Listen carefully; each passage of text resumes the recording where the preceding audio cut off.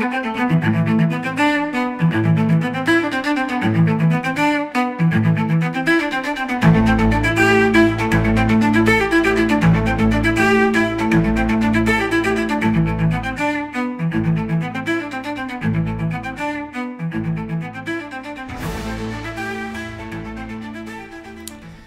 retenu aussi un autre extrait de l'émission de vendredi dernier, qui est très importante parce qu'il s'agit donc de l'avenir également, d'avenir démographique de l'Europe et de la France en particulier. Il y a également des manœuvres et une volonté de faire baisser la natalité et de procéder au remplacement de la population par la natalité, c'est-à-dire en faisant venir des femmes porteuses, et oui, c'est ça en fait qui se cache derrière cette intention des progressistes, c'est-à-dire de faire venir des femmes porteuses de l'Afrique pour remplacer la femme porteuse blanche. On dit surtout à la femme occidentale, on lui dit ne faites pas d'enfants parce que faire des enfants c'est réservé à des femmes qui n'ont pas de culture, qui sont sous-développées, etc.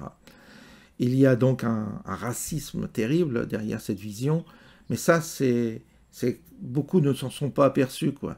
Beaucoup de gens n'ont pas dénoncé ce racisme sous-jacent à cette idéologie du wokisme, à cette idéologie progressiste qui toujours s'estime supérieure par rapport à un autre type de population qui leur sert pour l'instant, qui leur lèche les bottes, puisque cette population, c'est la main-d'œuvre qui leur sert. Dans Paris ou dans les centres-villes, on voit bien, c'est cette population qui leur apporte à manger, qui leur apporte leur drogue et qui leur fournit aussi les services accessoires dont ils ont besoin pour satisfaire leur standing. Donc on voit bien que leur population immigrée, elle vient pour les servir. Et non pour eux, ne veulent pas être remplacés. Ils veulent continuer à vivre dans un schéma bourgeois et confortable, mais ils veulent des esclaves, ils veulent des gens sous-payés qui leur servent de domestiques, et c'est pour ça qu'ils veulent de l'immigration. Et bien pour la natalité, c'est pareil, c'est-à-dire ils ne disent pas qu'ils sont contre les enfants, ils n'ont pas de grande estime pour les enfants, pour accueillir l'enfant, mais en plus, ils ont un mépris de la maternité, de la femme qui porte un enfant. Il y a derrière ça, si vous voulez, une vision matérialiste et utilitaire de la procréation qui est très très loin de la vision spirituelle et de la vision, je dirais, intérieure de ce phénomène de l'enfantement, ce phénomène de la grossesse, ce phénomène de recevoir la vie en soi. Ça appartient à un autre monde, au monde ancien, au monde de l'âme, si vous voulez. Et nous nous sommes progressivement écartés de cette vision-là, parce qu'on voit bien que les enfants aujourd'hui n'ont pas d'éducation, ils n'ont pas reçu le dépôt qui leur sert d'évolution, qui leur sert à évoluer intérieurement. On est donc dans un monde profane qui a donc désacralisé l'enfant et qui aujourd'hui le voit plus comme un produit utilitaire qu'une source divine qui leur permettrait de faire évoluer l'humanité. C'est comme ça en tous les cas que moi je vois les choses. Si je le vois, si c'est pour se reproduire et fabriquer des imbéciles, c'est pas la peine. Si par contre c'est pour se reproduire et faire évoluer l'humanité vers quelque chose de supérieur, vers une autre forme d'humanité, oui. Mais malheureusement aujourd'hui, on a quitté cette... en tous les cas, je ne sais pas si on l'a eu, peut-être qu'on l'a eu, mais en tous les cas, on a quitté cette vocation, je dirais, de l'humanité, de produire des éléments qui nous permettent d'avancer vers une autre connaissance et vers une autre évolution, plutôt que de produire de la main-d'œuvre qui sert simplement à faire marcher une machine économique. Donc tout cela dépend de la vision qu'on a de ce qu'on appelle la procréation. Et donc c'est normal que dans une société comme la nôtre, d'une part aseptisée et d'autre part matérialiste, que les hommes et les femmes n'aient plus envie de faire d'enfants, si ce n'est pour éventuellement avoir un élément de distraction. Moi, je pense que certains couples, en tous les cas, certains couples aujourd'hui, cherchent à avoir un enfant comme d'autres adoptent un animal, quoi. Ça fait partie d'une certaine manière, ça fait partie d'une forme de, de modèle, de modèle social qui encore a lieu aujourd'hui, mais qui peut disparaître, c'est-à-dire celui d'avoir un enfant pour dire, ben voilà, on a des enfants, on va en faire des produits, on va les habiller de telle manière, on va les éduquer de telle manière pour en faire des bons produits pour la société de demain. Mais on a quitté carrément la vision, je dirais, spirituelle, la vision religieuse ou la vision, on l'appelle comme on veut, la vision intérieure qui nous permet de comprendre que si on nous succède et si on a des enfants, c'est pour justement arriver à un aboutissement qui ne soit pas celui dans lequel on est, mais qui soit supérieur, en tous les cas supérieur au stade dans lequel nous sommes. Et donc le but d'une humanité saine, ce serait de procréer pour évoluer, tant dans le domaine de la conscience que dans le domaine, je dirais, de la connaissance, pour que cette humanité sorte de cet enclos dont j'ai déjà parlé, qui est une forme d'enclos dans lequel nous sommes enfermés et qui nous maintient presque esclaves de notre condition physique et mentale, quoi. Donc procréer, oui, mais procréer pour évoluer, pour que l'humanité change et pour que, malgré tout, cette chaîne évolutive nous permette de sortir de cet état primitif dans lequel nous sommes aujourd'hui. Moi, je ne vois que cela. En tous les cas, c'est ma vision des choses. Et donc, on va entendre à ce propos Philippe de Villiers qui dénonce évidemment quelque chose qui est absolument évident. C'est un constat, c'est de la lucidité, c'est pas agréable à entendre, mais c'est vrai qu'aujourd'hui, ce refus des femmes blanches d'avoir d'enfants, la femme occidentale, est symptomatique de l'état, je dirais, intérieur dans lequel elles sont, de l'état mental dans lequel elles sont. Il y a vraiment un état particulier. Nous sommes dans une période où, effectivement, nous sommes stériles mentalement, nous sommes stériles sur le plan spirituel, et nous sommes stériles réellement, je dirais, biologiquement. Et évidemment que cette mort en perspective, parce qu'il s'agit d'une mort, le destin morbide, va finir par se retourner contre nous et produire une société évidemment qui sera chaotique, puisqu'elle sera différente et basée sur des fondations qui sont morbides. On a une société dont les fondations sont morbides.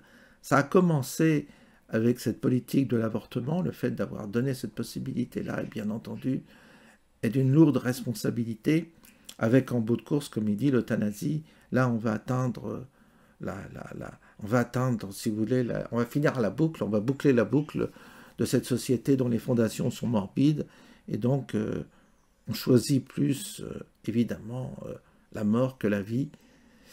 C'est un problème, c'est un gros problème pour notre société, et c'est la question, à mon avis, principale, la question essentielle, qui devrait s'imposer à nous, quoi. Mais pour ça, il faudrait tel changement de conscience, il faudrait tellement être dans un état différent que nous sommes actuellement, que évidemment, c'est pas demain la veille que tout ça va changer. Et on peut constater aujourd'hui, constater les choses, les regretter, mais les constater. On écoute Philippe de Villiers sur ce sujet qui me semble aussi important. La colère d'une mère face au nouveau diktat de la famille. Ce livre vous a passionné. Je rappelle qu'en 2024, la natalité a atteint un niveau historiquement bas et que les lieux interdits aux enfants se multiplient. Alors pourquoi est-ce que c'est un sujet existentiel que de remettre la famille au cœur de notre société, Philippe de Villiers? Alors d'abord, je voudrais saluer ce livre et son auteur Gabriel Cluzel, parce que c'est une personne brillante, subtile, drôle en plus, et qui là a commis un livre de grande qualité et qui met les pieds dans le plat sur le thème la maternophobie. Elle a inventé ce mot-là, il est bien vu, il est bienvenu, on comprend ce que ça veut dire. C'est-à-dire surtout pas d'enfants. C'est-à-dire qu'on s'adresse aux mères, c'est une certaine Corinne Mayer qui a écrit « No kids », pas d'enfants. Et donc elle explique dans ce livre comment et pourquoi il ne faut pas avoir d'enfants. Et Gabrielle Cluzel, lorsque j'ai parlé avec elle de ce livre, elle m'a dit, vous verrez, en fait j'ai voulu reprendre la phrase de Peggy et l'adapter aux mères. C'est-à-dire, Peggy disait, les pères de famille sont les héros, les aventuriers même, des temps modernes. Et elle dit, les mères de famille sont les héroïnes des temps post-modernes. Pourquoi? Parce qu'en face, il y a des gens comme Corinne Mayer avec son No Kid qui explique il ne faut pas que la mère fasse des enfants, pour plusieurs raisons. Alors, il y a 3 modèles dans le monde, en fait, quand on regarde bien, si on prend de la hauteur. Il y a le modèle hongrois, politique nataliste, qui a des résultats. Ça veut dire qu'en fait, il considère que la famille est la cellule de base de la société. Oh, mon Dieu, Orban, oh là là, Orban. Vous avez vu comment, quand il est à Bruxelles, ils le mettent sur un strapontin. Maintenant, il n'est même plus assis à côté des autres. Ensuite, il y a le modèle allemand. Le modèle allemand, c'est simple. Wir schaffen das, vous vous souvenez, la phrase de Merkel. Nous pouvons le faire. Allez, venez les Syriens, venez les migrants. 1 million d'un coup. Voilà. Et c'est-à-dire, en fait, on remplace les bras qui nous manquent par les immigrés. Donc, c'est une substitution de population. Et puis, troisièmement, alors, il y a un autre modèle dont on ne parle jamais, c'est le Japon, c'est la robotisation qui remplace les bras manquants. Donc, il n'y a pas de problème d'enfants. On a des robots dans les usines. La France, elle a choisi le modèle allemand. Et ce qu'explique très bien la dame de No Kid, c'est Corinne Mayer, elle dit il y a 3 risques. Premier risque, le risque économique. C'est repris par un journal inénarrable qui s'appelle Le Parisien, qui a fait un titre hier incroyable sur l'affaire Émile, que je retiens, on en reparlera. Parce que des journalistes qui font ça, ça veut dire qu'ils ont vraiment tous les culots des idéologues. Et je me demande comment Bernard Arnault, qui est le propriétaire de ce journal, peut accepter tout ça. Enfin, voilà, j'attire son attention parce que je sais qu'il nous regarde tous les vendredis.